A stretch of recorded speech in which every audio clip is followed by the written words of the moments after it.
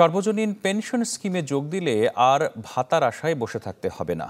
গোপালগঞ্জের টুঙ্গিপাড়ায় আমার বাড়ি আমার খামার প্রকল্পের সদস্যদের সাথে মতবিনিময়ে একথা বলেছেন প্রধানমন্ত্রী শেখ হাসিনা।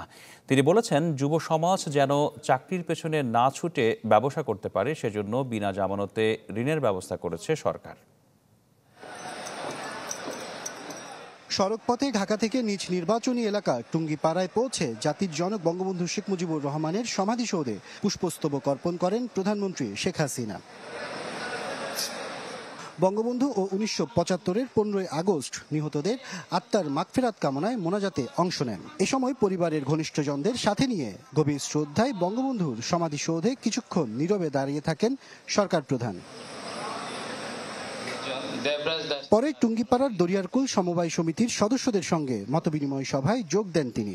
প্রধানমন্ত্রী শেখ হাসিনা এই সমবায়ের উপদেষ্টা।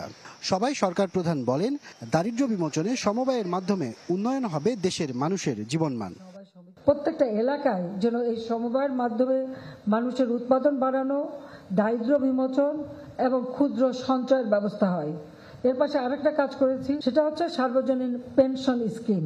মানে উপার্জনের সক্ষমতা অনুযায়ী সে সেখানে এই স্কিমে যোগ দেবে এবং যোগ দিয়ে তারপর একটা নির্দিষ্ট সময় পর যখন আর কাজ থাকবে না বা কেউ দেখার থাকবে না, তখন ওই পেনশন হিসেবে সেই পেনশনের টাকা তুলে নিজের জীবন জীবিকা করতে পারবে।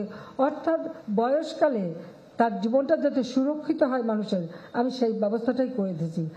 প্রধানমন্ত্রী জানান, দেশের মানুষকে সাথে নিয়ে সম্মিলিতভাবে উৎপাদন বাড়াতে চায় সরকার। এজন্য ১ ইঞ্চি জমিও অনাবাদি না রাখার উপর জোর দেন সরকার প্রধান। জলবায়ুর বিরূপ প্রভাব থেকে দেশকে বাঁচাতে সবাইকে গাছ লাগানোর আহ্বান জানান তিনি। যে কারণে আমি আহ্বান করছি সকলকে যে ১ ইঞ্চি জমি অনাবাদি থাকবে না। যখন কিছু বলি নিজেটা আগে করতে হয়।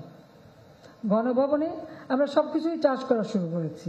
ইতিমধ্যেই অনেক জমি নিয়ে আসা হয়েছে। কোটালীপাড়া টুঙ্গিপাড়ার যত জমি অনাবাদি থাকবে সবই আমি চাষের আওতায় নিয়ে আসতে চাই। আমি সারা বাংলাদেশের মানুষের জন্য বলছি যে পয়লা আসার থেকে প্রতিটি নাগরিক আপনারা ২-৩টা করে যেটা পারেন গাছ লাগাবেন, যেটা আপনি আর্থিকভাবেও লাভবান হবেন, দেশের পরিবেশ রক্ষা পাবে, জলবায়ু পরিবর্তনের অভিঘাত থেকে দেশ রক্ষা পাবে, আমাদের দেশটা আরো এগিয়ে যাবে।